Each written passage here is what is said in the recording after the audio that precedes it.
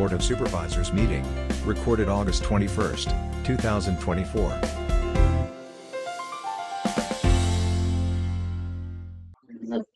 Sorry, I'm going to call this committee of the whole meeting to order. Maria, would you please roll? Sure. We have 21 supervisors present, 2 supervisors are remote, Supervisor Fritz and Supervisor Morrow. 2 supervisors are excused, Supervisor Yetter and Supervisor Barry Jackson. Thank you. Let's do the pledge.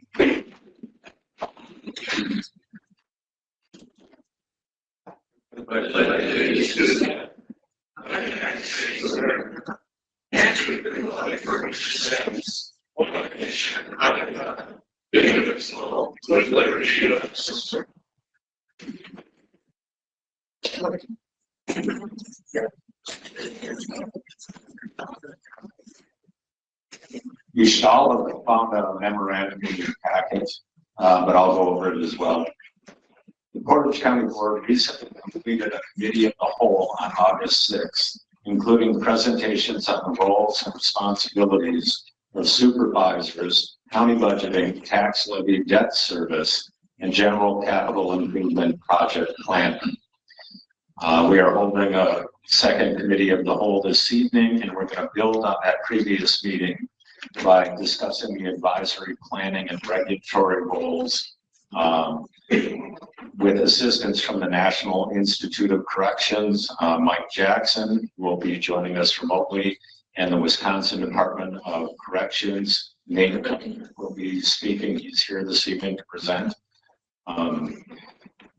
And we will also be looking at the capital improvement program handbook.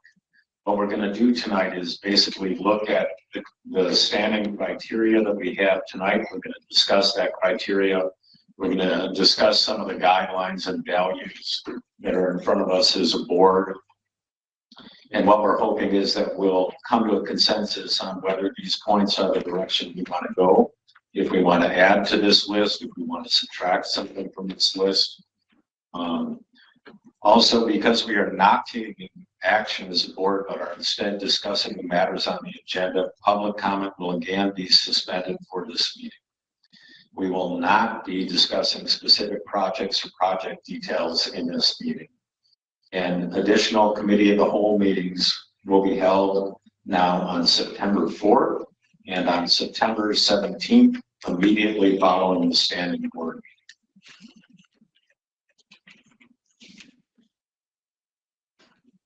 By law, I still need to read the public notice. Members of the public who wish to address the county board on specific agenda items must register their request at this time, with such comments subject to the public comment ordinance and the reasonable control of the county board chair as set forth in Robert's Rules of Order. Again, we will not be taking public comment this evening. Do we have Mike Jackson online? Good evening, Mike. Good evening, folks. Thank you for having me. Very much. This is agenda item 2, roles and responsibilities of the National Institute of Corrections, NIC. And Mike Jackson and I have been communicating for several months, talking about bringing him in to explain to us basically what the NIC can bring to the process for us. And also where in the process, in the planning process, it's most beneficial to have the NIC. So if you would, Mike, please take it away. Sure. Back when the Jails Division was originally formed in the early 80s, they realized that people just don't, sheriffs in particular, just don't have the knowledge of what it takes to plan and to oversee the construction of a jail. So they started a new jail planning initiative. That initiative continues today, mostly because people need the help. And we've refined it, we've updated it, and basically it consists. Would you be able to speak up just a bit? Sure. We're in a very difficult room to hear. I apologize. Closer to his left. Is that better? Yes. Thank you, that's better. Sure. So, and the New Jail Planning Initiative consists of 4 programs spread out over the length of a project. And the first program or assistance is called a Jail and Justice System Assessment.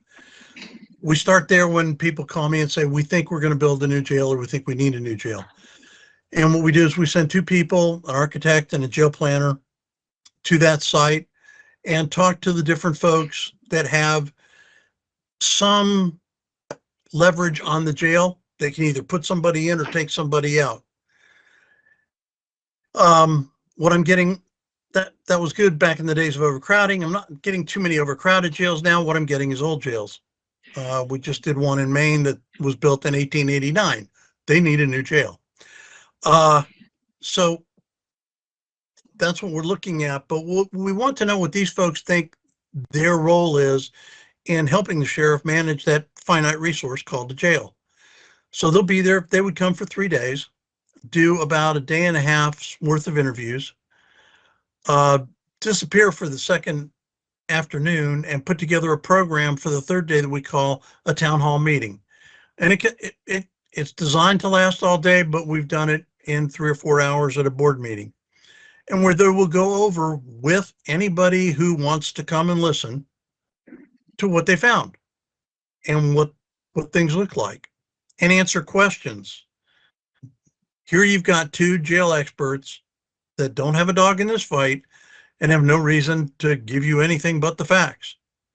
And they can answer some of the questions that you all don't have the answers to. So 2 weeks, about 2 weeks after that, you'll get all of it in a written report as to what they found, what they would recommend, what you can do in the interim, because building a jail is a 3 to 5 year process at best. Probably more like 5 to 7 nowadays. So there are some things they might be able to tell you can do to help with some of the problems you're having. The next program is you've made the decision, you're going to move forward, but where do we start? That's called our Planning of New Institutions class, or some of you may have heard of our PONY program. That's what this is. It's a 3-day program, again, taught by an architect and a jail planner. And it lasts 3 days. We bring the instructors and the materials. You give us a classroom and an audience. But we're going to go into all the little details that it takes to plan a jail. Now, this is usually the most expensive building that a county's going to build. And I know from experience, since I started out in a sheriff's office in the brand new jail that they built, and 25 years later, we just finished our 4th edition. We didn't plan very well. You can avoid those things. So what do you want the jail to do? What style are you thinking about? Where are you going to put it? What's the best kind of site to look for? And we have the decision makers in the room. We usually look for a member of the county board, county administrator, sheriff, and usually the jail commander, the jail administrator. But we can have up to 20 people in the room. So we'll help you define the audience that might be best for you. Go back, take a look at things. We'll talk, when we do this, we'll talk about expenses. We run through a bunch of different exercises. It's a very hands-on class to show you that how making changes affects the budget, affects the staffing, and then we leave you with some tools and let you go about the next step, which is starting to work on the jail. Once you decide on how you're going to fund it, if you want, we can come back with a class called Managing Jail Design and Construction. Now, this would be primarily for the people who are going to be active on the site. We encourage the sheriff's office to have a transition team if that's possible. And depending on the size of the jail and that kind of thing, give you some idea of the transition team, of how many you need. But what these folks are going to do is they're going to be on the site all the time, providing some security, and that's important, and starting to get a feel of how the jail is being built. But we're going to teach them how to read the plans, because we found over the course of these 40 years, some construction companies might cut corners. So what's supposed to go in that space? What kind of door is supposed to be in this opening? So they can kind of walk around and check and see how things are doing. And then also they'll be meeting with the architects. They'll be meeting with the construction people on a regular basis to get progress reports and to start planning how the jail is going to work. About 18 months before the opening, we offer how to open a new institution, or HONI. That's strictly for the transition team. We're going to talk to them about getting the inmates moved, how the jail's developing policy and procedure by developing scenarios. So go through every little thing that you think you're going to do in that jail and develop a scenario for it. And then from there, a policy and procedure, because the sheriff just doesn't have the time to do all that. Moving the inmates is another important aspect. And then there may be a public opening. You may want to show the taxpayers what they paid for. These are the folks that know the building the best, and they'll probably be doing the tours, so they can plan that event. And they'll stay in place to about 6-7 months after they're all moved and everything's open, to kind of tweak those policies and procedures, because while it looked good on paper the first time, reality sets in and maybe we need to change a few things. All these things that I've talked about, we provide at no cost to the county. We're a government agency. We're tax dollar funded. And like I said, all we ask from you is the audiences and a room to hold it in. Those are our offerings. Again, we are not a regulatory agency. I can't tell you what kind of jail to build or how big. We don't do that. As I tell people sometimes, as long as you're not going to be the first jail in the country to cryogenically freeze them and stack them like cordwood, we're good. You can go with whatever you want. We also offer technical assistance in the form of site visits. If there's a concept that you've heard about and you'd like to send some people to go check it out at another jail, we can fund their travel. And basically all they're going to have to do when they get back is give us a brief report on what they found and how it's going to help them. And we've sent people to several jails while they're doing their planning. So with that, I'll stop and see if anybody has any questions. Thanks, Mike. If I could lead off, Portage County has been at this quite a few years. And I'm curious, my belief is that the NIC was involved at one point early on. And I'm wondering if any of that initial work is still valid or useful, or is it more useful to essentially bring the NIC in to look at where a county is at this point? Do you have any idea how long ago we were there? Sure. Right after we built the first one. He said 2005. 2005. It sounds like it about 2005. 2005. Okay. Great. I would suggest that data probably isn't relevant anymore. I mean, think of all the things that have changed since 2005. PREA's come into play, the fentanyl epidemic, just a lot of things that impact corrections, and I would suggest you start anew. Sure, would you like to comment? The problem in regards to the overcrowding and the space needs, like back then, that has not changed in regards to the design of the jail or the concept of the jail. So I would question that in regards to that information that is outdated. Okay. Do we have any other questions from the board? Supervisor Gifford. Yeah, can you hear me, Mr. Jackson? Yes. Okay, I'll get for it, Supervisor. You know, another supervisor had given me a packet of, a lot of materials that were actually from NIC regarding, new jail design, construction, and so forth. And going through that, I seem to recall that, in the criteria about the start of the new jail, the court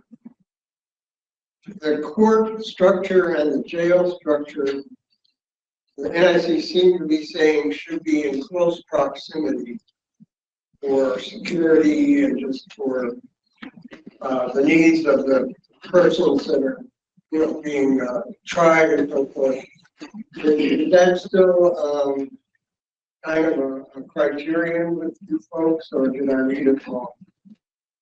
Well, in other words, they're not to be widely separated.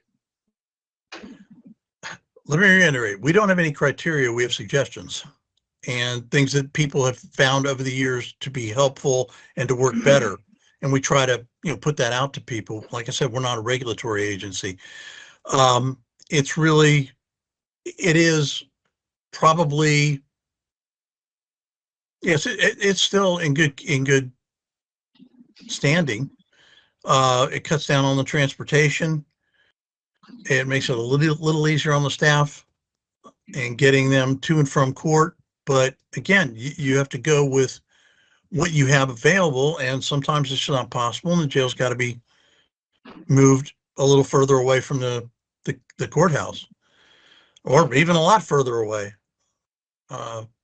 It just depends on what you have in your county. Every county is so different. Even the county next door doesn't have the same demographics that you would have.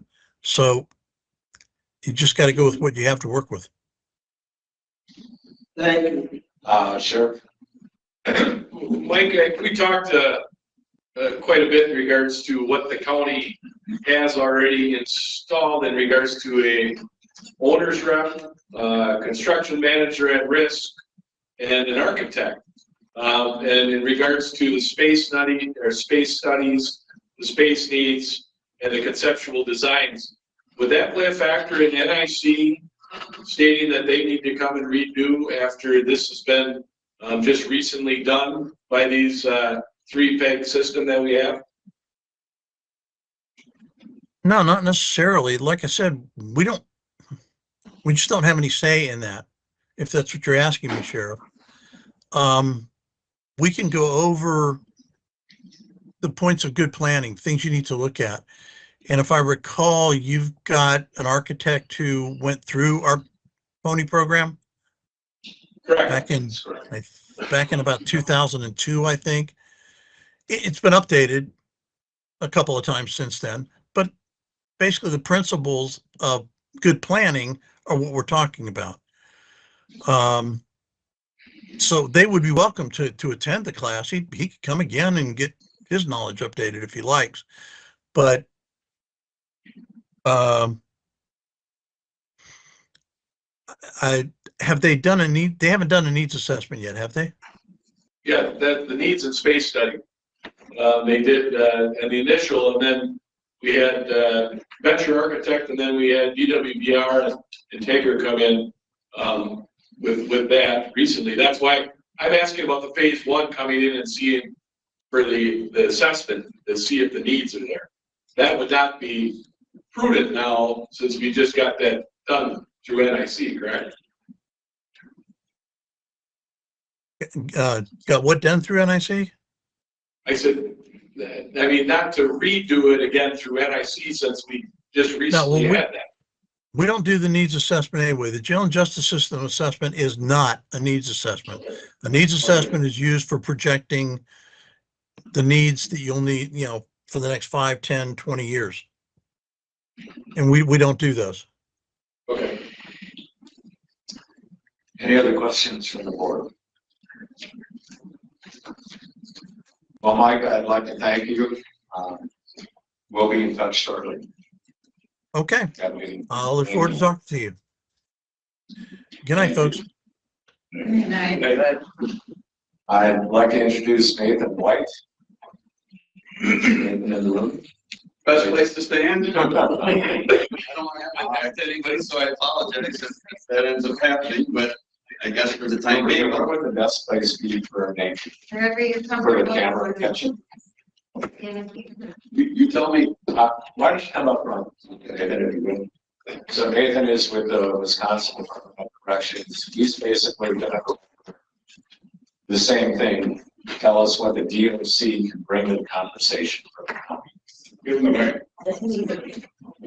I don't think so. I'll try to project as much as possible. Thank you for having me. My name is Nathan White. I'm with the Wisconsin Department of Corrections. I was asked to just give kind of a high-level overview of my office's role with a construction project to potentially build a new jail. My role is significantly different than that was just explained from NIC. So I work for a small office. It's called the Office of Detention Facilities. And we are statutorily responsible for the regulation of local places of detention. That may be a county jail, that may be a lockup within a police department, it could be a work release facility, a juvenile facility. And so what does that mean that we're responsible for the regulation of that? So our office establishes standards for each type of place of detention. And then we conduct inspections based on those standards. So in the case of county jails, there are a set of standards. There's a code, Wisconsin Administrative Code, that addresses the minimum standards for county jails. And within that code, there's a myriad of different topics that are addressed, to include a section on construction. And so one of our office's responsibilities as well is that we approve any substantial remodeling or any new construction of a facility. And so typically how we're involved in that is that, and I have to apologize, I'm the inspector for the southern part of the state. Portage County isn't within my normal region, but our inspector for this area just retired. So I'm just filling in for her right now until we get that position filled. But typically what happens, and again, every county takes a different path with how they end up getting there, but ultimately, once you start doing a space needs study, as the sheriff mentioned, and you brought an architect on board and a construction manager on board, at that point, usually then our office gets a letter of intent from the sheriff's office notifying us that there are plans to move forward with designing a new facility. And then we start getting involved on our end. And the reason why we want to be involved is because ultimately we have to sign off on the plans for the project. And so if we're there at the table, if we attend meetings, that allows us to answer questions along the way. It allows us to be able to share insight from other projects that we've been a part of. There's been numerous construction projects throughout the state of Wisconsin. There's current construction going on right now for different counties for jails. And so we're able to share that information and ultimately address any questions that come up during that time. And it also then helps us at the end expedite the process as quickly as possible, so we're just not sitting on your plans. We can just get them formally approved and get you on to the next step. So typically, as far as, and I don't want to bog down in too much detail and weeds here, but again, it sounds like there's somewhat of a conceptual design right now for Portage County. It's still very early on, but a conceptual idea. And this is again where our office would typically get involved once we get the letter of intent. We'll be there through schematic design, design development, construction documents are created, and eventually those documents are sent out for bid. And again, we're pretty much at the table along the way. And then at some point, you break ground, and before the building can be utilized, our office has to conduct a pre-occupancy inspection before it can be used. So we're also involved on the back end as well. So again, trying not to throw too many things out there, but questions for me as it relates to our process, as far as the code and minimum standards for jails, or anything else that you wish to throw out there? Any questions from the board? Yes, ma'am. Question. It has to do with adequate staffing for your department, because recently we've been getting a lot of information about staff shortages at a state level, and not being able to conduct the kinds of quality visits, quality assurance visits at assisted living facilities. They're not being inspected on a regular basis because of the staff shortage. What is the staffing situation for your particular department? Sure. So I can tell you that we have to conduct an annual inspection of the Portage County Jail, regardless of whether we're short-staffed or not. So we will always be there. At least as far as this region goes, the inspector position should be filled within the next couple of weeks, if not month. Any other questions? Supervisor Thompson. Thank you. Nathan, we know that we have a jail that is non-compliant over there. At what point does DOC consider that it can't be used anymore, and what happens at that point? Yeah, so that interesting question. The historical philosophy is to work with and try to figure out solutions to it. Depending on the facility, and depending, again, I have to apologize because I don't have an intimate knowledge of the Portage County Jail. Neither do I. If there's a conspicuous life safety issue, there's conversations that need to be had. If there's other things that present risk for the county, those are other conversations to have. If you're not code compliant with a certain standard, those would be conversations to have with, how do we get from point A to point B? And I'm not trying to minimize one standard over another, but if there was something that was, again, a very conspicuous, obvious life safety issue, that needs to get addressed sooner rather than later. This is always such an interesting conversation from one jurisdiction to the next, because while our office is involved in ensuring compliance with certain standards, a big part of what we do is also managing risk. We identify things that maybe aren't in code. It's a correctional best practice. And, we live in a world where, things can come up and issues can happen. Once we're made aware of them, what do we do about it? How are we following up? When I say we, it's everybody in this room. Once something is identified, how are we following up?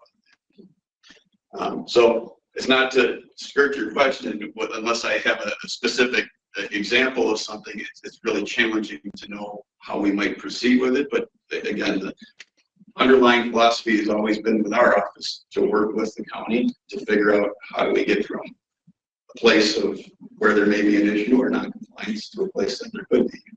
Sometimes operationally you can, sometimes it's a physical plant thing, and that makes it even more challenging. Thank you. Anyone else? Sure. Nathan, I think what one of the supervisors is kind of relating to in regards to our jail inspections, the current facilities have certain codes.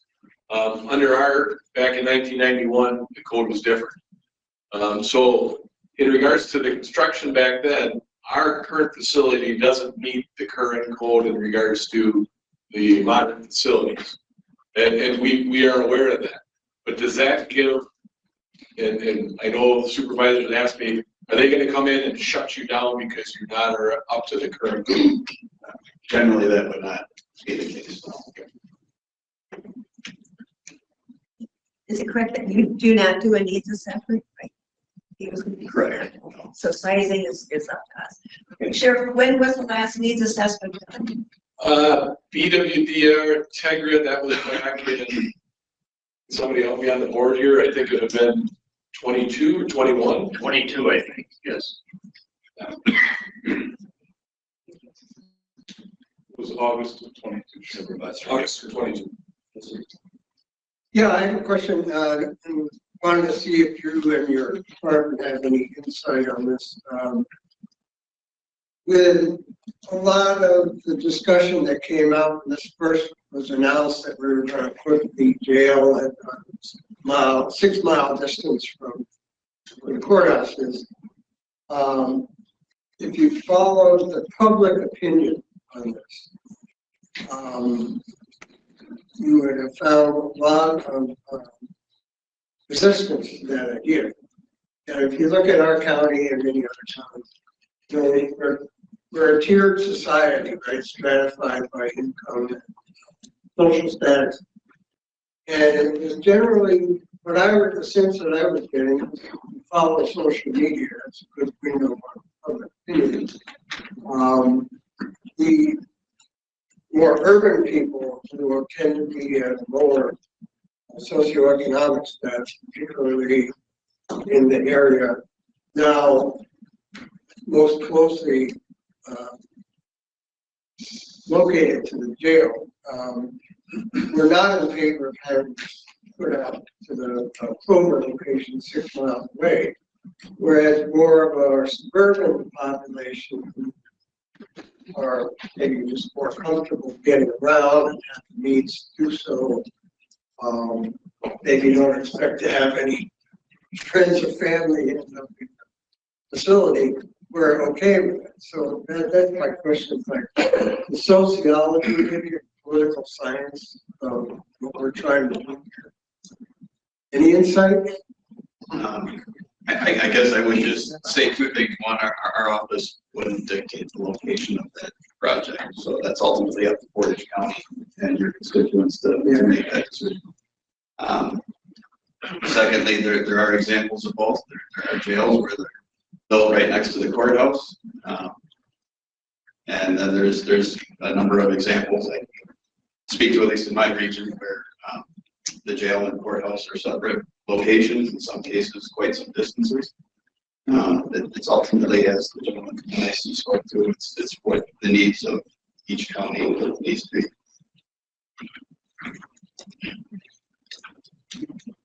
Anyone else?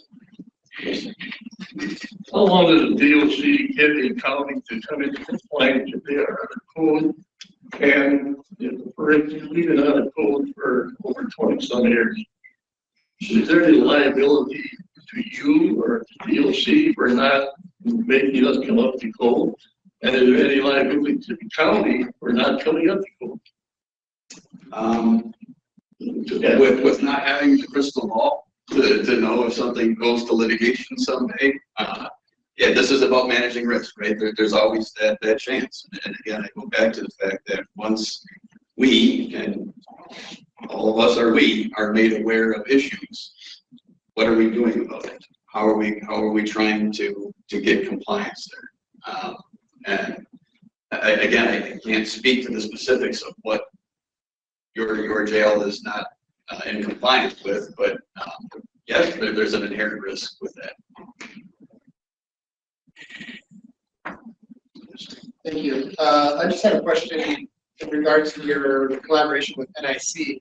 How often do you find yourself working with NIC or see other counties or state officials working with them? And is there a net benefit? Is it, can you just kind of give me a synopsis of that? Sure. So NIC provides technical assistance, as you heard, in a variety of different ways, and kind of a rarity these days to be able to do it at no cost. There are some counties that take advantage of it, and there are some that don't.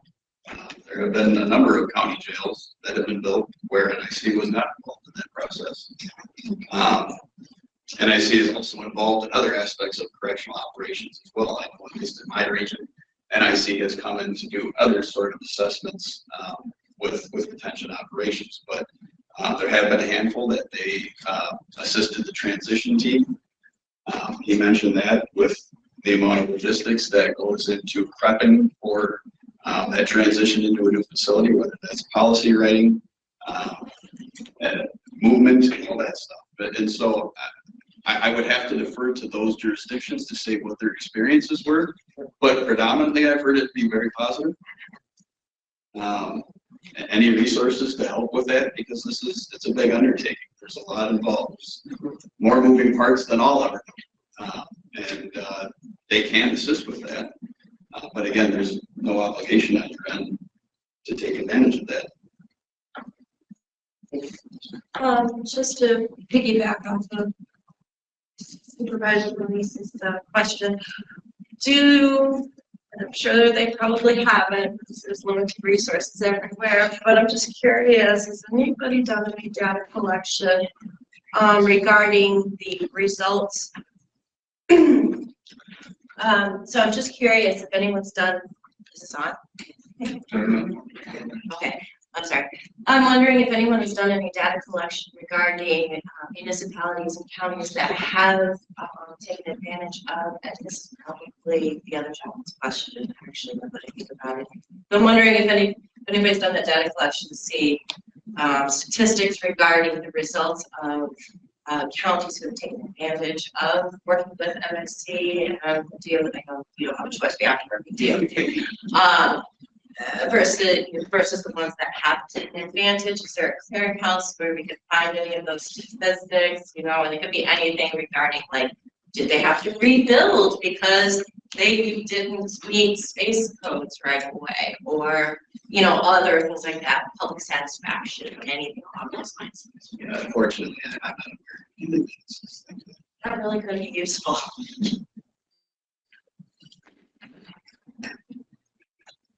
Any additional questions, Supervisor? Council question. And Nathan, I realize that this might not be your wheelhouse, but maybe somebody at DOC. There's been a lot of criticism on social media of some former candidates and different things about the estimated cost of a jail that was thrown out a long time ago here. We always compared to Wood County's $100 million project, which is no longer a $100 million project. It's climbing every day. They're over budget. Does DOC have a square foot cost, a per bed cost of the average jail is built? You do not keep track of that. So, state fails us again. Again, we're not going to get into any project specifics. No, public project specific. Are there any further questions, Supervisors? Thank you. I have a general question. It's not necessarily directed towards you, but you have to be standing there. I guess seeing NIC as a resource that is essentially free, not totally free, it's still federal dollars. I'm wondering why we haven't engaged them sooner in the process. I guess this would be just directed at our staff, Kara, and executive in terms of the process and the procedure, seeing that it seems to be a very valuable business. And I guess why haven't we utilized their services sooner, considering it's... We did use their services. In Sheriff Charwitz's terms, we went out to Colorado for a week and experienced the pony program. So we did use them. The architects we're using have gone to the pony program. So they're all pretty well attuned to what the program's been presenting. Well, 2002 doesn't necessarily give me confidence that our architects have. I think that's wrong, Vinny, Because because somebody said 2002 today. when I said that under Sharp, I think it was 2012, under that. And then also, NIC doesn't have funding to send people out now, so it's all remote, just in regards to these programs, is what Mike Jackson told me last time.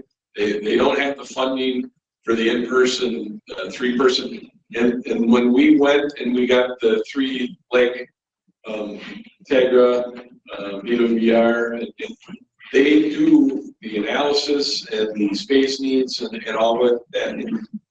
The next program that we would use them would be additional after the pony would be the space needs in regards to after the design. That's when we would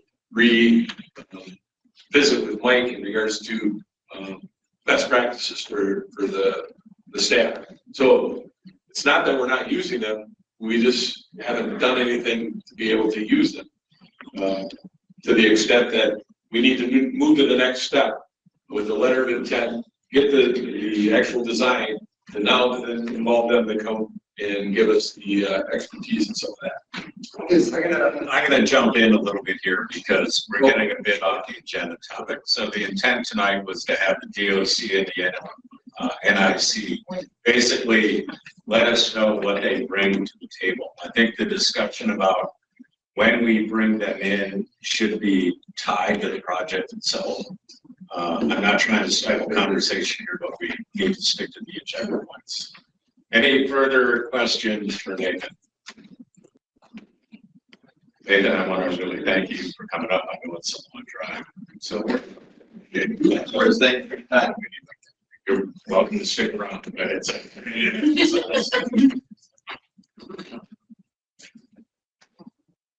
all right, we're going to move on to agenda item 3, discussion on the priority setting factors in Portage County's capital improvement program handbook. I'm going to reintroduce Carl Green from UW Extension.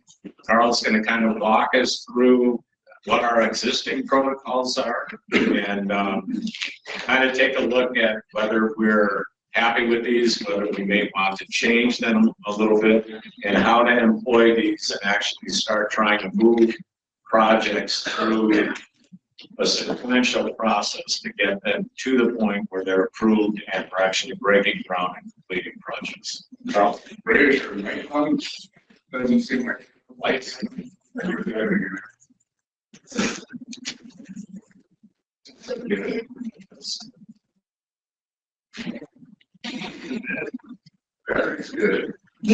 Lights on.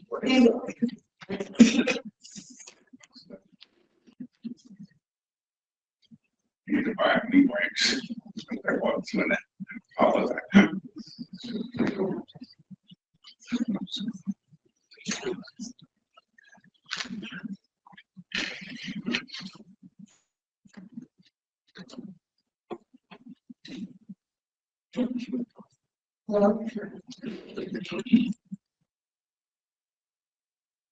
Well, they are trying to go through that. I will try to use my outdoor voice as best I can, and at least walk you guys through some of the stuff that should be somewhat familiar with you as a board supervisor. Thank you. Thank you. So as I said, I will try to walk you through some of this material that should be familiar, at least to most of you board supervisors. This is in your adopted improvement plan handbook. This is a document that was adopted, I believe, in the last couple of years, and it actually does lay out some criteria for ranking. But before we get to that, we want to just review what is sort of that capital improvement process that the county uses. So the county board provides ranking criteria to the county executive. That's the first thing. That ranking criteria is in this handbook. It's on page 6, and there are about 15 different criteria in here. And I'll go through those in a minute. I've got them on the board here.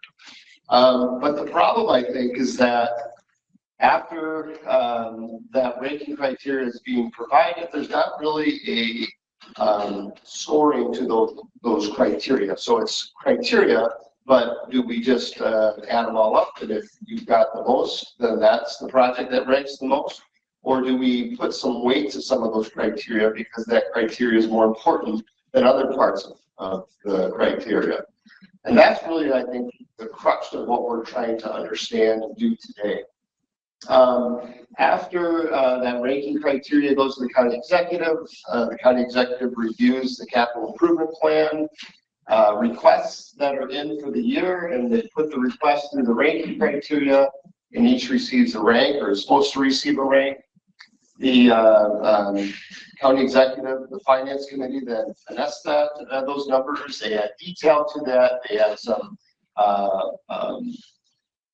dollar amounts to figure out what is the cost of this, and then that goes to the county board to approve the capital improvement plan list. I realized that I missed a step here.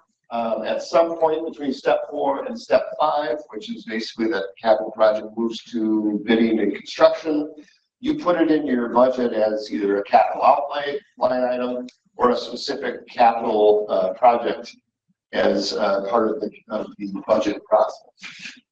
And so what I think is starting to happen is that step 4 is getting confusing because there's questions on, well, do we have an ability to question what the county exec has put together? And what I'm hoping that we can do is put some ranking criteria together, some points together, and we're not going to do this tonight. We're going to step back and do something else first. But so that when it goes to the county exec, it's very clear from his ranking, following your policy, your decisions on how that ranking criteria should be. It's very clear the methodology of figuring out why those projects rank the way that they work. That's the intent of what we're doing today. I will say when I left at the last meeting, I had a conversation with somebody out in the parking lot, and it was very clear to me that this is a very spirited and a very polarizing issue. I want to ensure you guys that the purpose of me coming in is not to drive this train. The purpose is for me to help you guys develop this so that the decisions are easier or at least more logical, more process-based. I come from La Crosse. I moved to the local government education program, extension. I don't have a dog in this fight. It doesn't matter to me what Portage County does with, I mean, obviously it matters to me. It doesn't matter though what you prioritize. I want you guys to determine and work through that stuff and to recognize that I don't bring any sort of bias, or at least I'm very much trying not to bring any sort of bias to this process. Now it's going to be financial related, and so that might appear to be some sort of a bias. It's more fiscally related, but it's a capital improvement plan. I just wanted to make sure that that's very clear. It was clear to me that the person perceived my intention as being, I think, trying to change direction, and that is not true.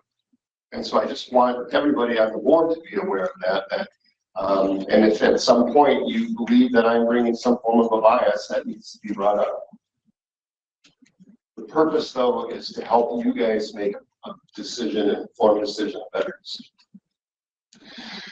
Can we go to the next slide that I had? Yeah, so I also want to talk about what is the process that I'm going to be working with you guys on, because it's going to be multiple steps. I was here on August 6th and we talked about roles and responsibilities. We talked a little bit about some of the debt impacts. And there are two sides to this effort that we're trying to do. We are trying to make sure that we have a standardized ranking so that we can put rank every project and they're ranked in a systemic, logical manner. And then we also want to have that discussion on debt capacity. How much debt is enough? Is too much? At what point are we getting to be too much? That's going to be further down the road. And sometimes these issues, when they're really difficult to make decisions, they become a chicken and the egg. Well, we need to know this. Well, we need to know this first. The debt capacity question will happen.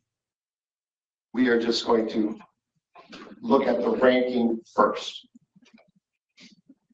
Is everybody okay with that? Or does anybody see an issue with that? It's really kind of a coin flip, whether you talk about the debt capacity first or you talk about, which is, you know, the ultimate cost of all this, or we talk about how do we rank this. Both of those need to happen. They will happen.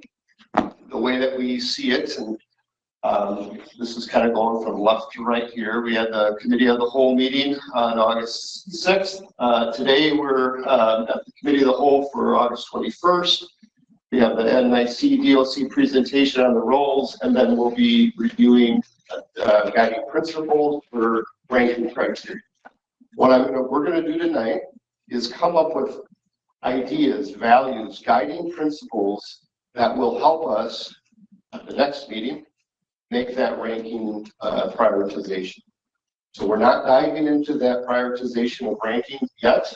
We're coming up with what are the things that cause us to rank one project higher than the other.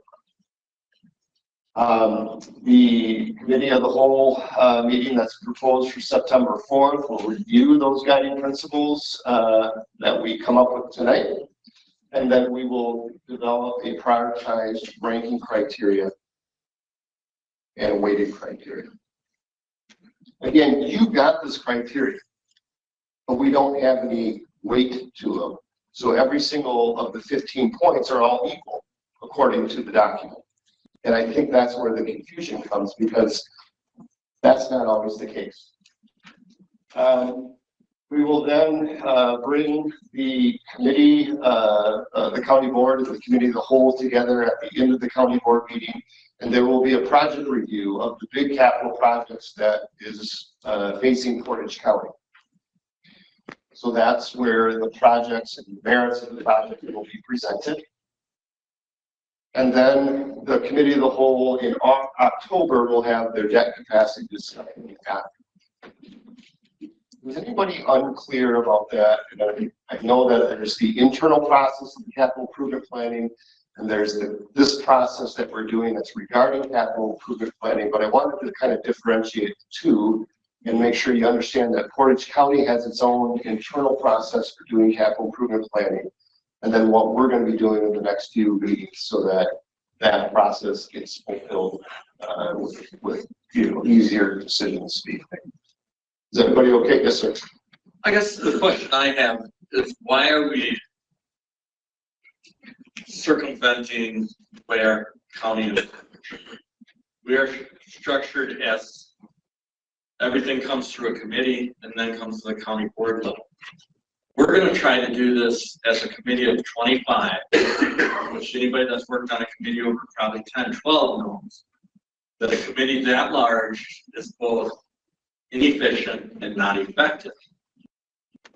If this was to come through like any other thing is through our county in the past, it would come through the finance committee.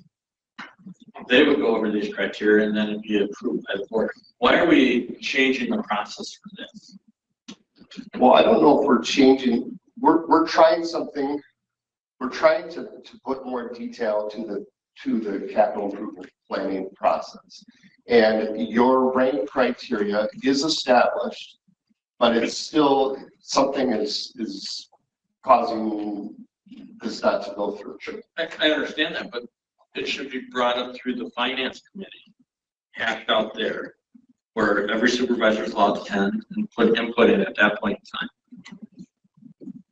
To try to do this with 25 personalities is going to be extremely difficult. So I've got my work cut out for me today. And that's the reason that we have the committee structure. That's why committees work on a committee structure. You have 5 to 7, 8 people at the most. I don't think Parks has 10, so the boards get a little larger. It's because when you get such large committees, it becomes ineffective and inefficient.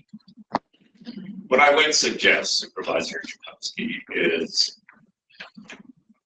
that was the system. We have really ignored the ranking system to date. And in fact, we haven't gotten the capital improvement project passed with the old system. So my intent is to actually take a hard look at the process, because there's obviously a problem with the process if we're not getting through it. So you're correct, this should eventually go through the finance committee. But as a board, we need to decide what those criteria are. We're not going to leave that up to the finance committee.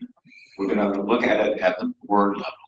And as Carl said, we're actually going to take a step back and kind of look at what are the values for the county.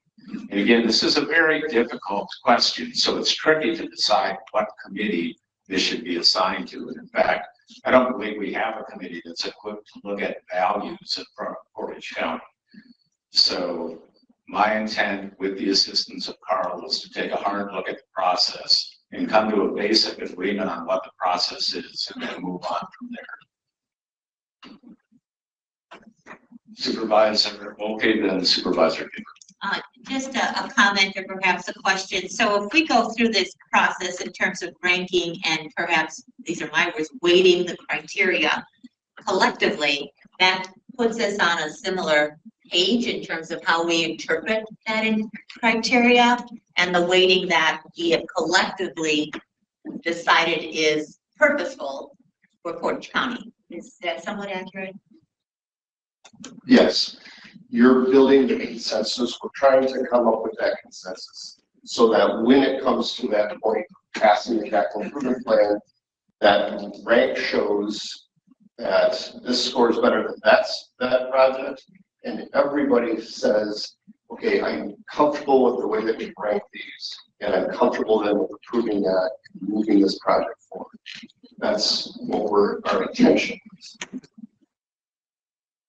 Yeah, I would follow up a little bit on what Matt Chakowski just said, that my curiosity is this process that we're trying to do something, do work through extension with the county association, is that correct? I work for University of Wisconsin Extension. What, you consult to the WCA, is that correct? No, we don't. We partner with the WCA because we have a clientele base that's similar, the county board of elected. Well, the question again is, how many other counties are employing this kind of strategy for their capital improvement? Yeah, I don't have the inventory of every county. I can I'll say there's, I can say there's 72 counties, there's probably 70 different approaches to capital improvement plan. Okay. There's. Well, how many years your expertise for you in as a consultant? I'm helping you guys do this. I've helped with other capital improvement plans for a village, for a church, for our county, for our ARPA process. I've worked with a lot of other nonprofits doing just process work. But for a capital improvement plan, there isn't a county that I know currently. I'm watching the process here and taking off again, Matt kind of said the top two projects in this county, and somebody would really have to twist my arm to convince me it's not the top two.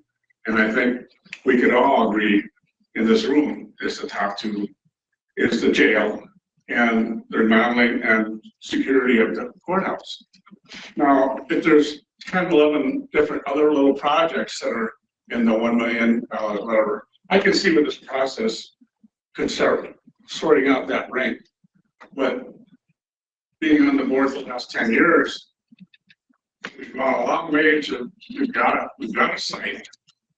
We know we need the jail. And every month that we diddle around, we're losing money day after day after day of increased cost. Because inflation in the construction industry is a lot worse than when I go to the store. But I just think that I don't know how we get to the point where we know those top two, and that's going to chew up almost all the that service that we can do. Why is that? Obviously not the top two, and then we can sort out the other little stuff as we go along in this process. But we got, well, I hate to see it go through this whole process, and then we end up back.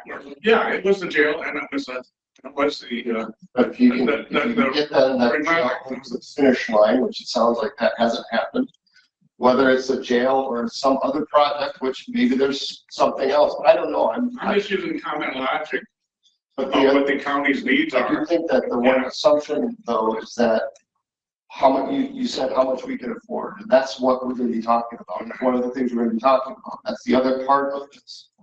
This is a detailed process, and I'm not a terrible detail person, but I know what the county needs and needs to push forward. And I don't mind ranking small $1 million projects as are presented, but the biggies, we have to take care of the biggies. We've been ignoring it. I mean, we started in April and we have done nothing to move the jail forward. So this is what's in my head. Well, we're trying to move stuff forward, and this is the approach that we're taking to do that. I hope it works. As I've laid out, looks like we'll be hopefully done by October 4th, so that's not that far along, much further along. I've heard that a lot of these projects haven't gone forth and have been sitting on the starting gate for several years. I'm just trying to help you guys. So I want you guys to be bought into what we're doing here, because it's important then that that's how this all gets done, because we need to act as a unified board. We might not be a perfect, unanimous votes. It's not going to be, but I'm hoping that what we're able to do in the next month create enough consensus that you all feel that yes, our opinions were heard, fleshed out our ideas, but this is what we decided and we're moving forward. Whatever that is. I just was gonna kind of tie what you just said in. I know this is a new process for a lot of people, and a lot of our board members have been here a long time, and there's a lot of board members that are brand new. We gotta understand, the new people gotta understand the wisdom of the room, and that they've had these conversations a whole bunch, and they're probably sick and tired of these conversations. The old school folks need to understand that the new people are not where they're at. So we have to have these conversations again and again in order to get to the place where we need to get. I know change is hard, change is tough. We're not really, we've seen the process and how it has failed in the past. I mean, we've been kicking this can down the road for the past 30 years, and we've gotten literally nowhere. So trying a new process is going to challenge our brains a little bit. We're going to have to stretch them out and take a leap of faith. But if we trust in the process and work together and have some honest dialogue, I think we're going to get where we need to go. And that may be 2 priorities. That may be a list of 2 big ones and 10 little ones. But you know what? At least we'll have a list to go off of. And we can start to chip away at that list little by little. Hopefully those 2 big chips in the front will be the ones that you want, Mike. And I agree with you. I think we know what the priorities are, but we got to get everybody fixed. So let's give Carl some little bit of credit here and say, hey, let's get through this process and hammer it out together as a team. Thanks. Any other? See a couple questions. Yes. I just wanted to say, I think there's great value in having a fully informed board members as we move forward through the process. And we need to define our priorities, which is what you're going to help us do. Because within each of our projects, there are going to be many priorities. And, because money and funding, we're going to have to make some big decisions on what do we do with each project. Getting these criteria in and determined will help us then spend the money wisely, meeting the priorities that we all agree on. So. Yeah, just a quick follow-up on what Supervisor Winter had to say. I think last night we took a big step in prioritizing ranking.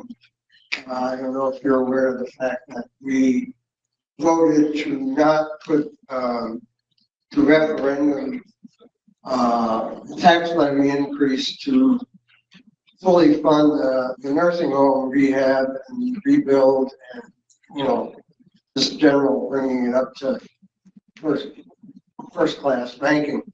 So in essence, we prioritize lower nursing homes, so it becomes one of the little things that Mr. Splinter was talking about. So I think in a way we kind of jumped, you might say jumped the gun a little bit on this. So I'm hoping we can get through this remind us that we haven't set the debt capacity. And that has potential. I know you guys aren't going to go to 5% of your equalized value, but there's a lot of borrowing capacity there. So I would say, even considering that a big decision was made by the couple of the county board committees, that capacity is really that big clinch of how much can we do, and that's yet to be had. I just don't want anybody coming into this process thinking that it's already pre-decided. Because in my mind, if your debt capacity question isn't answered, you have the ability to fund multiple projects.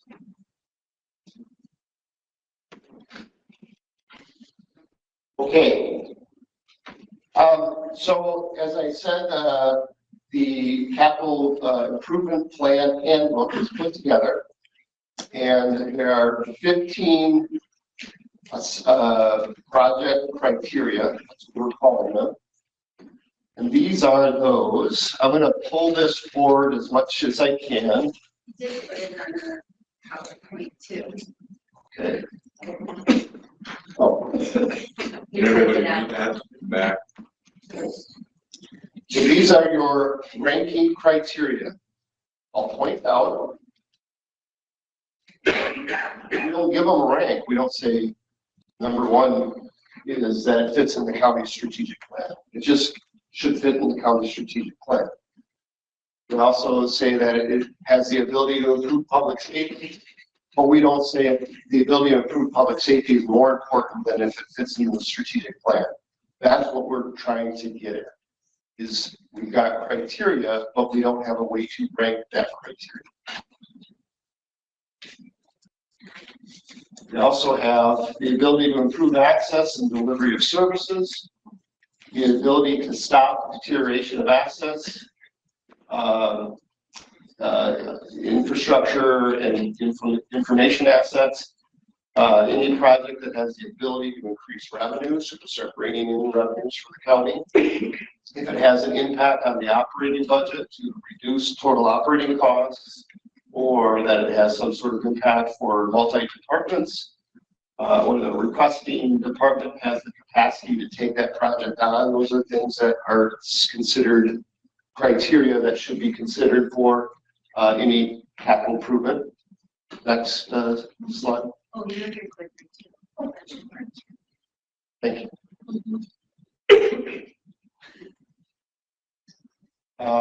Your other ranking criteria, if it was a previously funded project, what percentage of the county population is served by this project?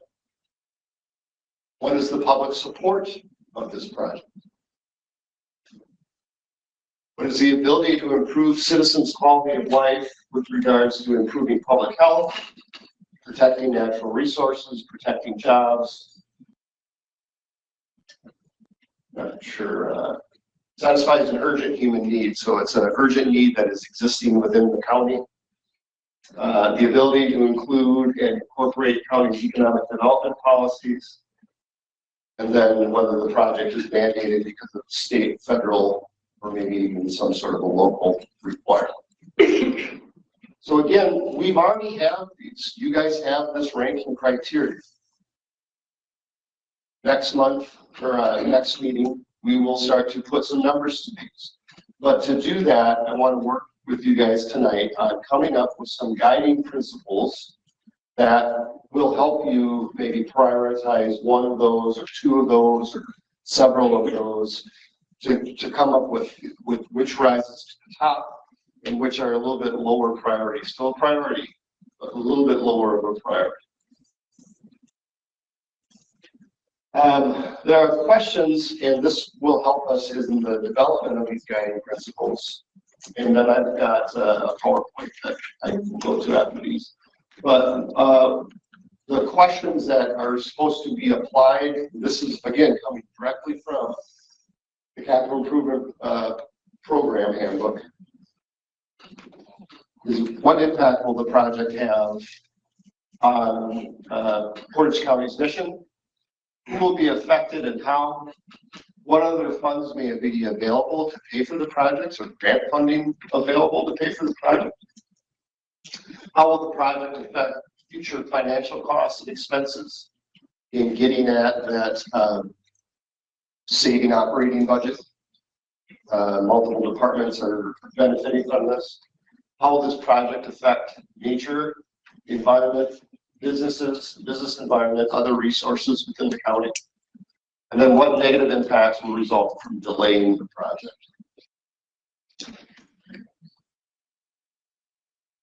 Okay, so we're going to start talking about higher level than those ranking criteria. We want to figure out what is pushing us to say that those criteria are important. What are those guiding principles? This slide represents the 2017 to 2021 Portage County Strategic Plan. And you've got your 4 areas that you're going to work on. Facilitate and strengthen countywide community and economic development, provide needed, functional, flexible county facilities, which is what we're doing right here. Streamline and improve county services and processes, and then attract, develop, and retain a highly skilled professional workforce.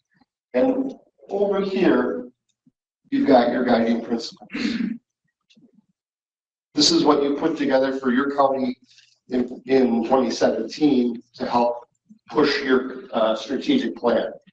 Those guiding principles were that you would be ethical, that you would be good stewards of the resources the departments are accountable for, that you would be service focused, that you would be quality driven, that you would be collaborative, you'd be relationship builders, and that you'd be proactive.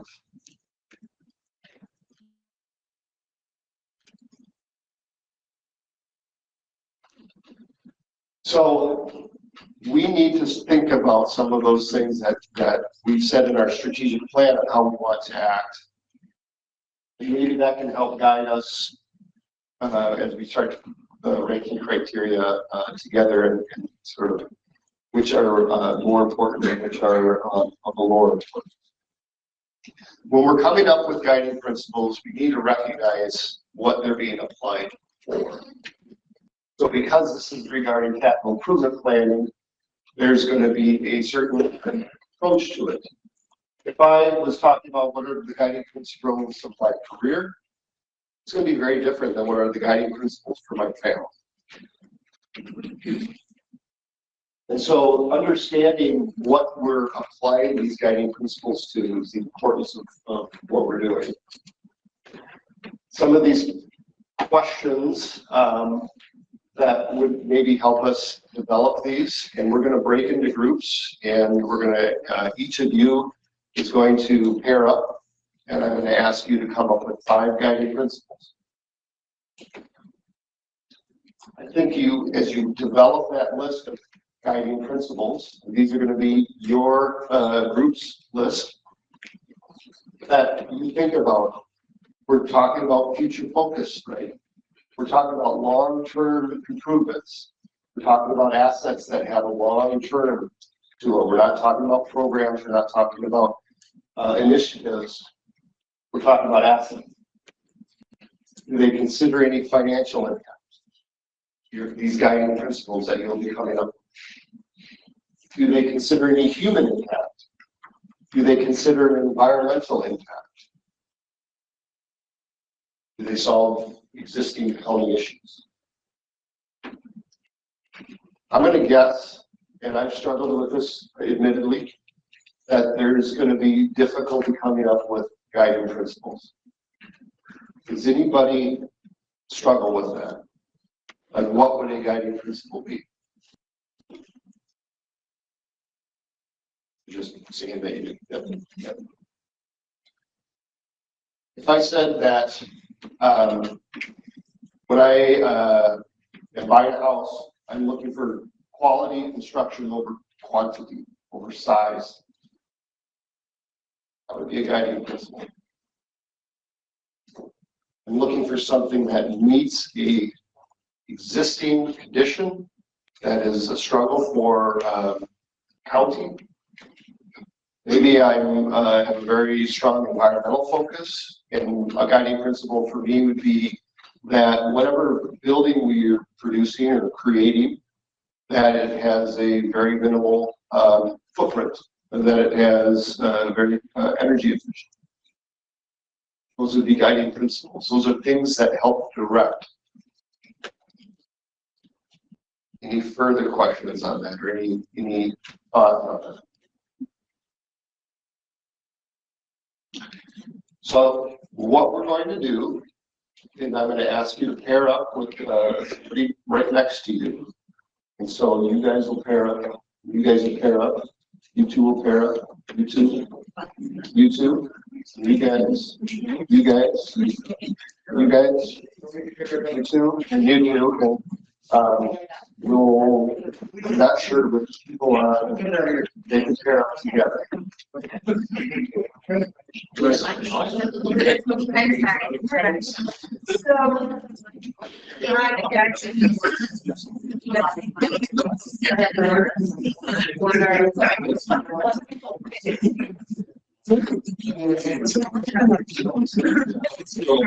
I'm giving you cards, flashcards. I'm going to ask you to put your 5 on there. If you can't agree to 5, put 4.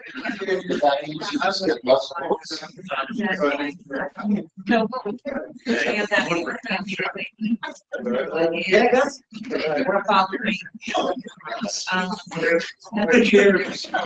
Yeah.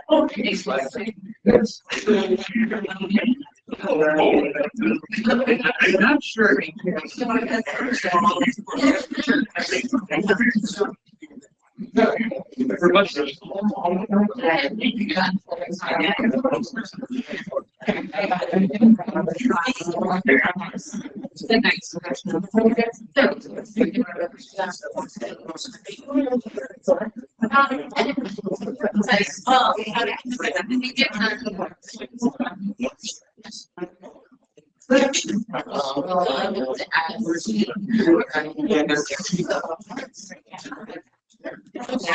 So I'm going to give you guys about 10 or 15 minutes. We'll check in at 10 and we'll see where you're at. But if you got a question, please raise your hand. I'll come over and try to give you as much guidance as I can without leading you. So there was a question of what is Portage County's most recent vision and mission statement. And I'm assuming that this is the most recent, but the vision was that Portage County, a cohesively centered, vibrant community. And the mission statement, it is the mission of Portage County government to enhance the quality of life for all its residents by providing fiscally responsible services that enable our citizens to build productive communities, families, and lives. We can take a picture of those, the mission and vision, if that would be helpful.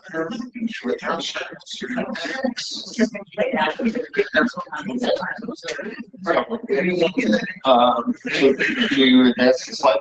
Yeah, that's the other one. Yeah.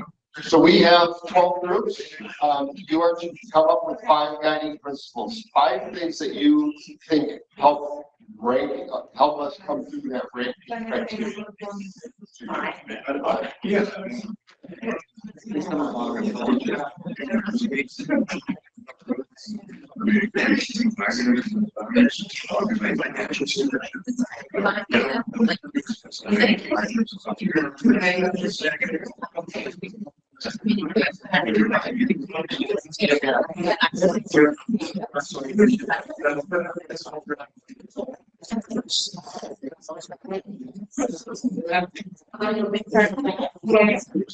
What I heard.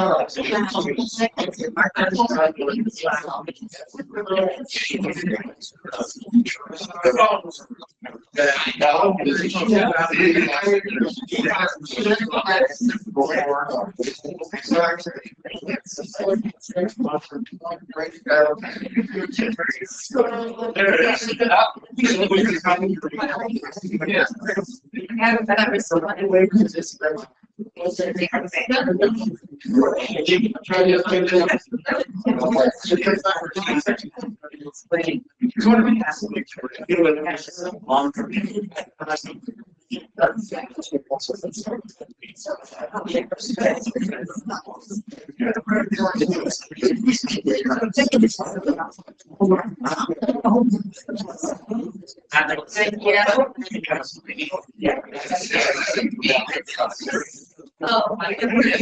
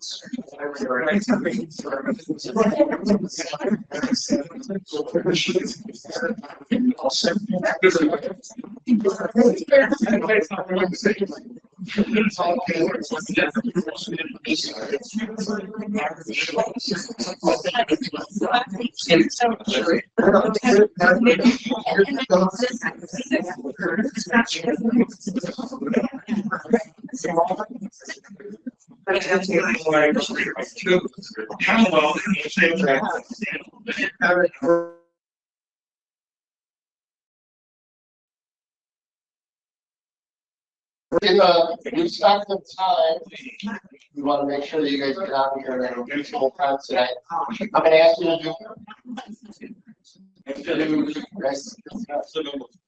I'm going to ask you to do one additional exercise.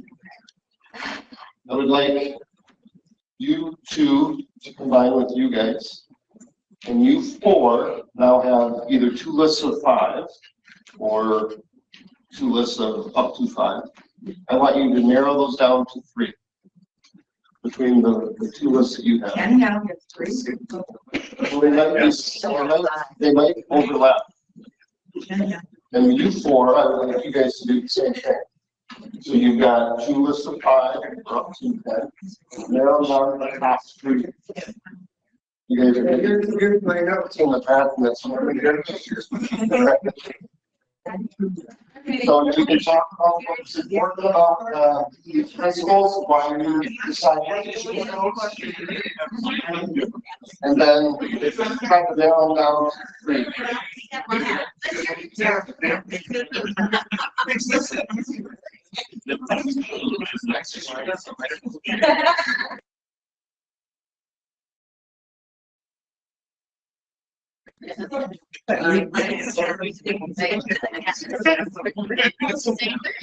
I'm going to do my best to try to put together what you guys are saying. If I misspeak or misquote what you're saying, please let me know. These are your guiding principles, not mine.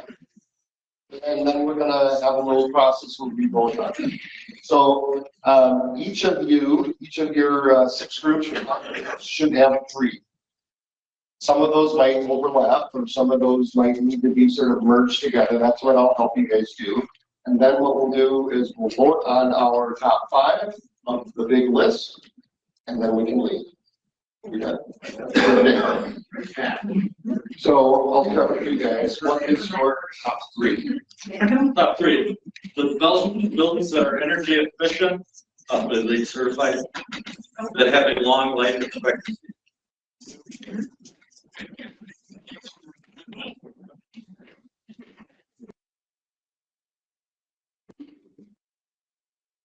Did you define life expectancy? We put 50+ years. I imagine depending on the type of building that might change, but And I got the project. Learn from other systems with similar projects.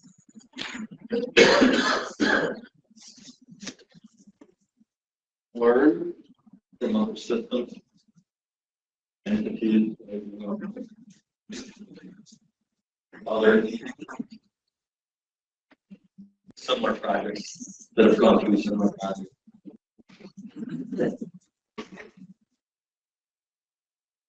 Well, I mean, again, you both got these, so it's important that you all understand each person's group. So similar projects. So in other words, you're being informed from another county about how they built X, Y, Z building, or whatever that is. X, Y, Z. Okay, okay.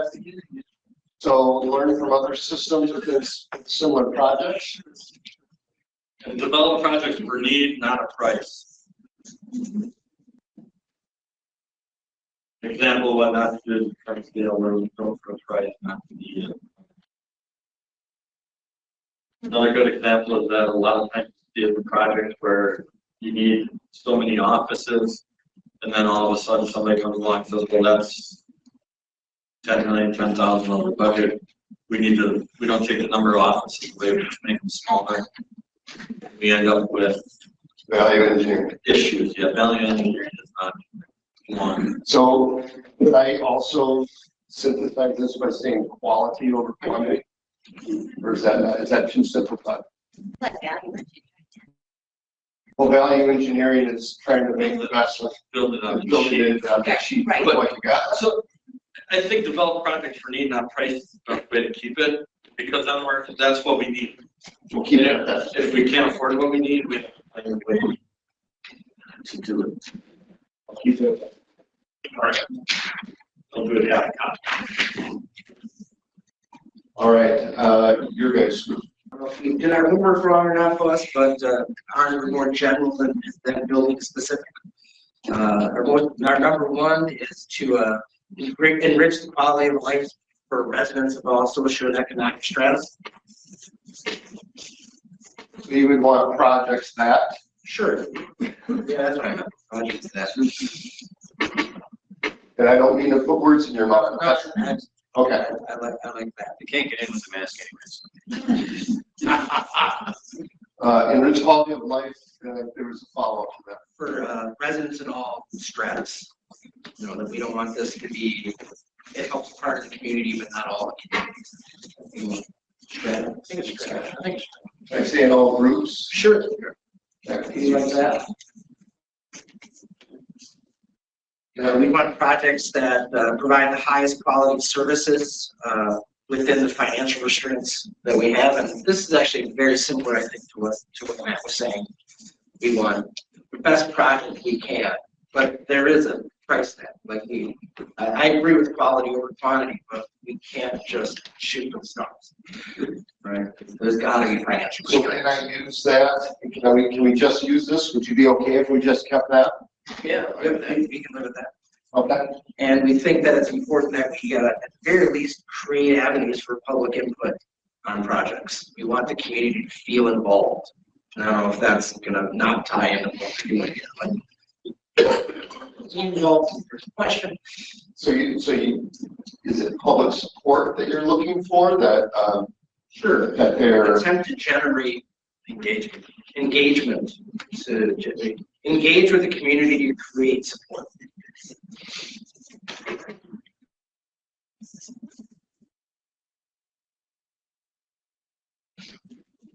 project is supported by the community and output through engagement?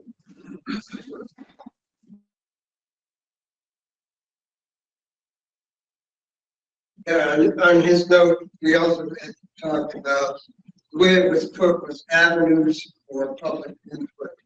In other words, we started talking about engagement, but then that was kind of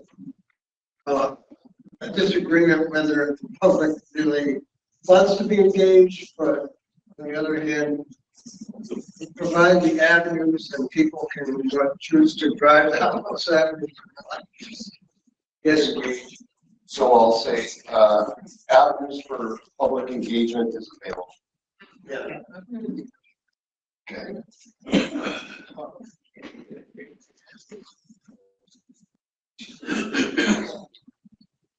All right, in the back.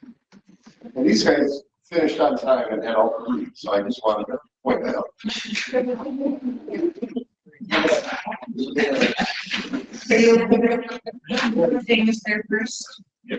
So we had, our first two were the same as their first two, more or less. Our first one's environmental impact, energy conservation, or easy lead. So, how's that one? Ready? They had develop energy efficient buildings.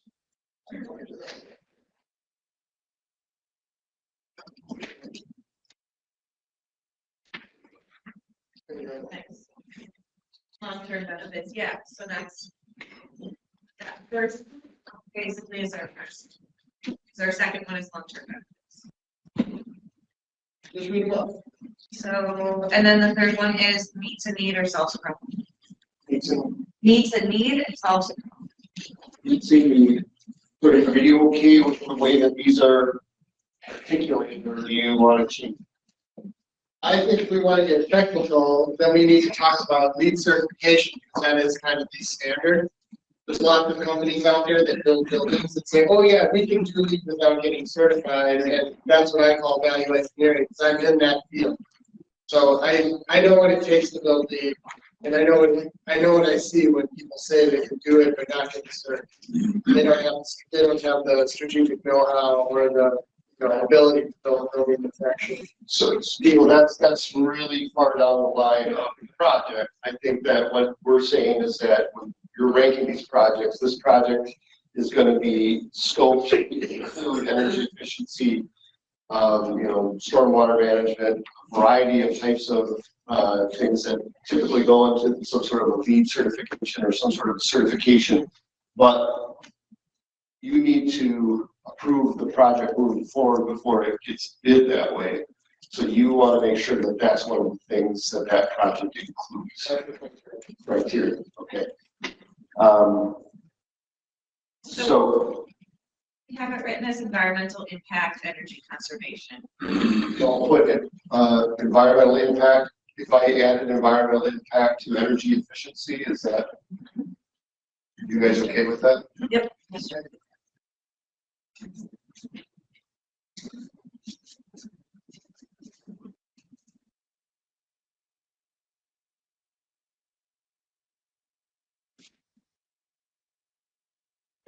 And then the third one, which I don't think you had agreement with. Meets a need, solves a problem.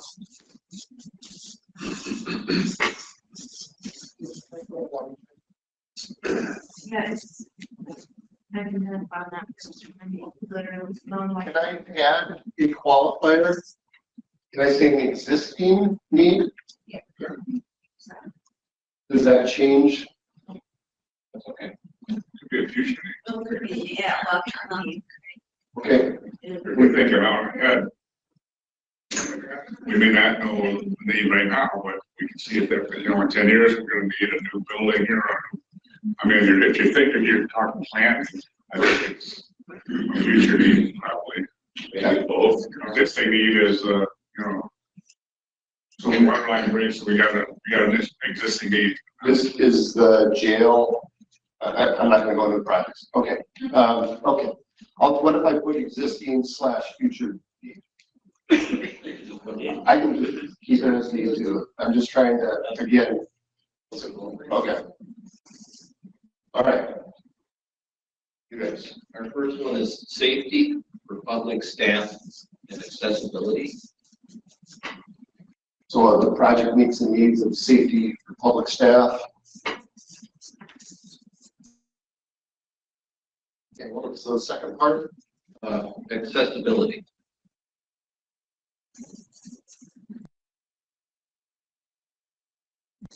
Okay.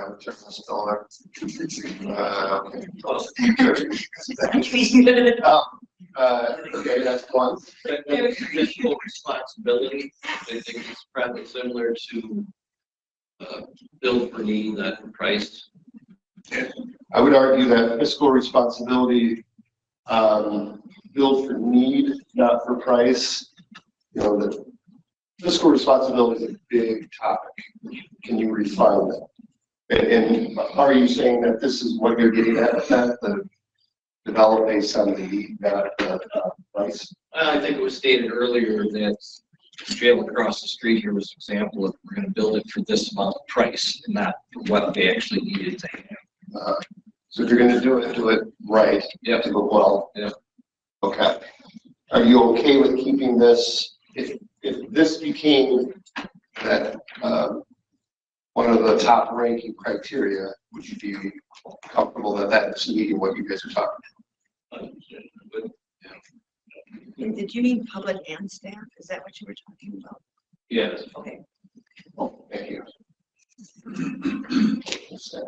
And accessibility for public staff, everybody that uses the building. Okay. And then the third? Positive impact on community. That would kind of mean something that's unique to Portage County, or screams Portage County, or represents the people of Portage County.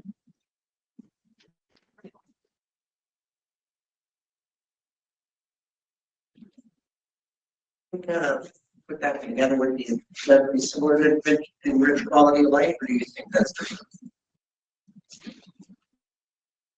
Just make it easier to vote, but they seem to be pretty similar.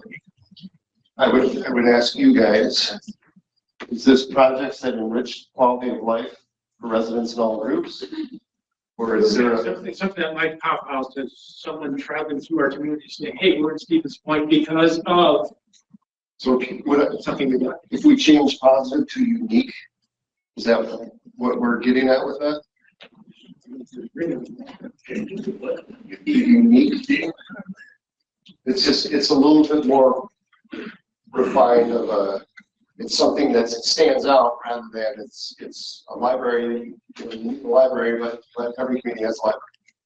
But it's something unique about this library or about this. I'm just trying to refine. I can keep it as is. I can keep it as. Okay. Other than that, to the community, and then what was the follow-up on it? It just said unique to the county, to screams Portage County, to represents the people of Portage County.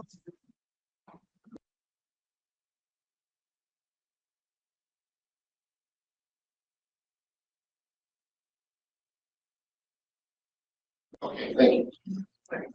And now we've got.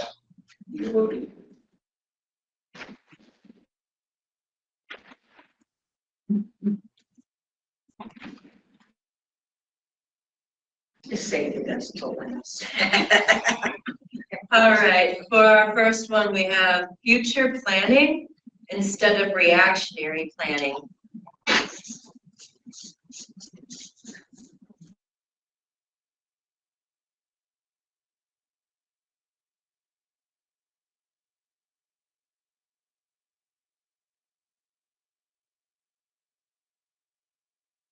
Good? Yeah.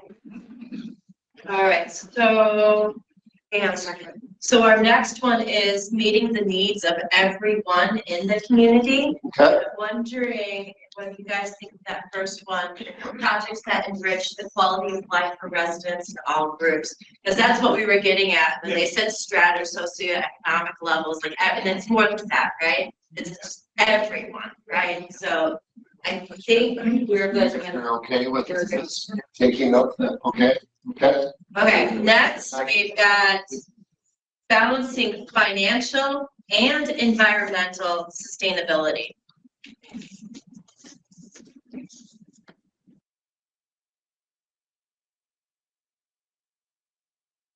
Balancing financial and environmental sustainability. Yeah, and then we did extra credit. So can I add one more?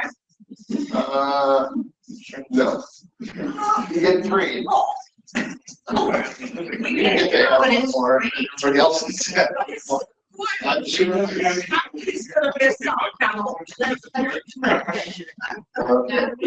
we at least, we'll let you, let's hear it.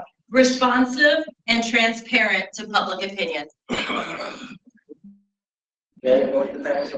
We had a project supported by the community through avenues for public engagement. I'm different. I like we changed our theirs. They said what we meant better than we did. Okay, so I'm gonna take this one off. Yeah, there you go. Yeah. Say baby. Say it again. Responsive and transparent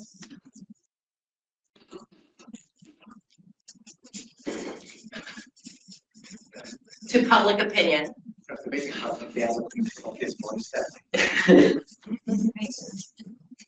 You can be responsive to public opinion, but not transparent. Yeah. I didn't hear. Or maybe transparent, applying transparency. Responsive to be responsive to. And transparent. Yeah, transparent, okay. Responsive to public opinion and transparent. Yeah, yeah, oh, yeah, sorry, yeah. And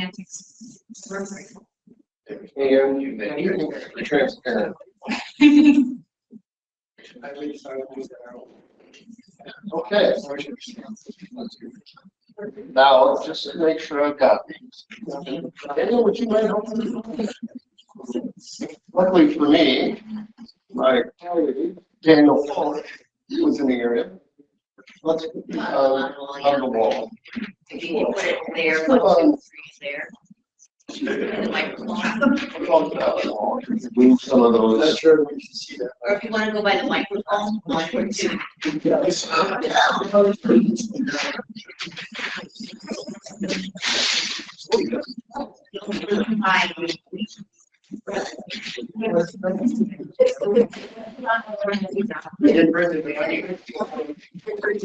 You guys will be voting with 5 dots. You'll be taking the top 5 of these. And whichever one is the highest votes, actually, you can look side to side. Oh. Pretty high off. That's too high.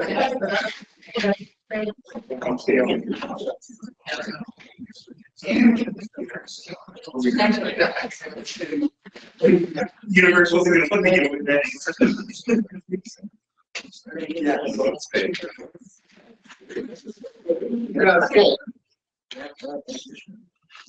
Just so clear. That is not one.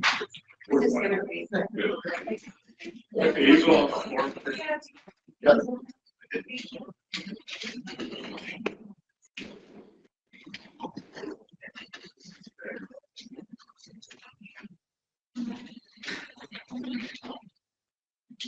Okay.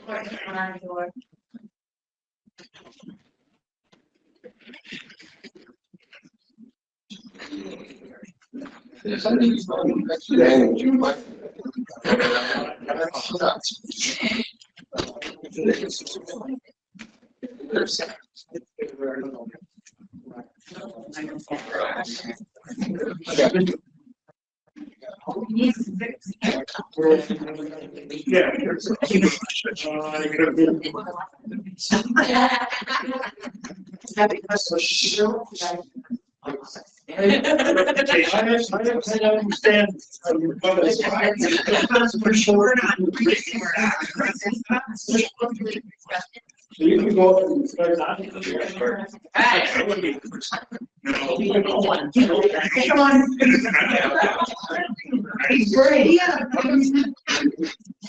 Go for it.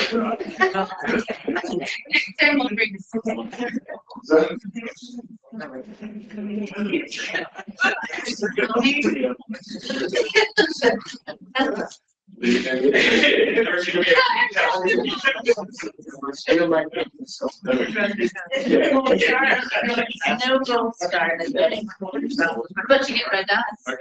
Okay. I don't care if you guys, actually, I think you should put, you should spread this out for only 1 vote per idea. That would be my suggestion. One vote per idea. So in other words, don't put all 5 dots on the.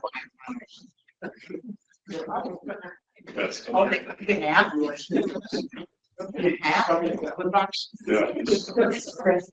Don't.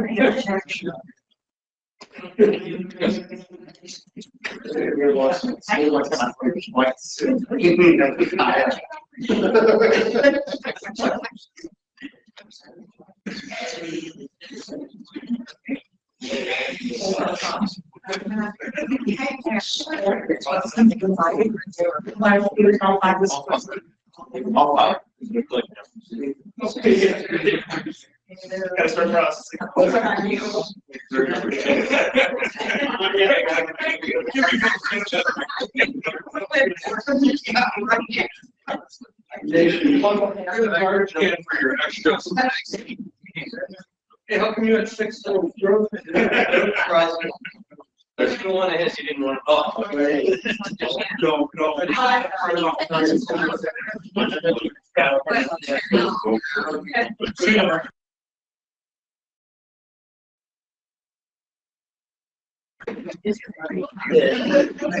We're getting a picture of the final vote tallies that, no, there's no haggling of dots.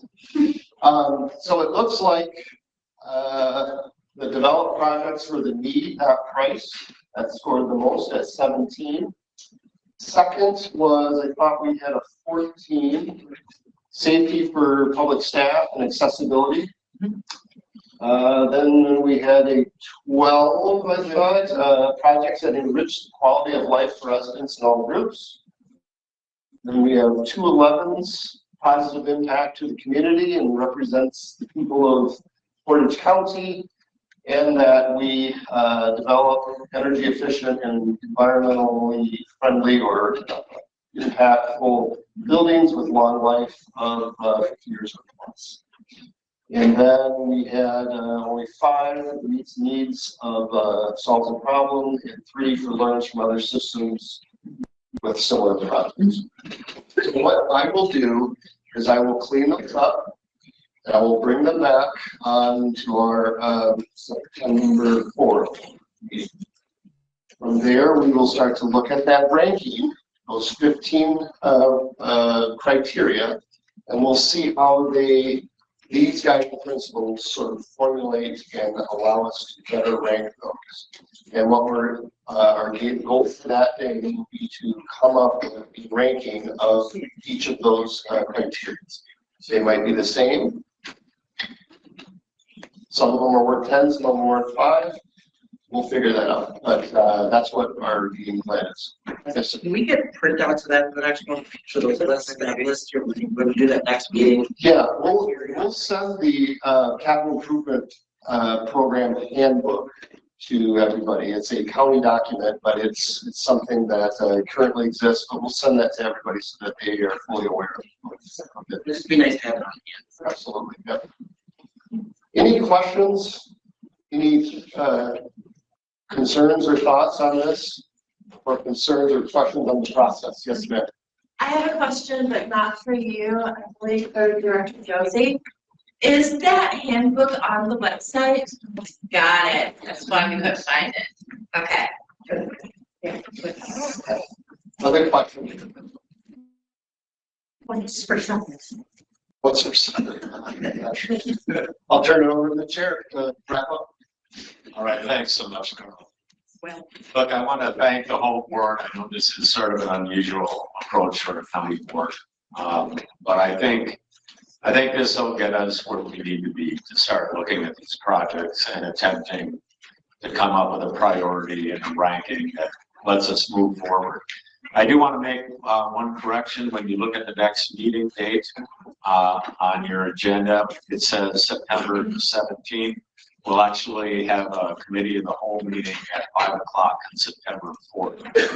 We will have a follow-up committee of the whole meeting also on September 17th, immediately following the regular board meeting. So we have 2 meetings on the same back to back. All right, I'm going to take a motion to adjourn. Randazzo, seconded by Wilkie. We stand adjourned. Thank you.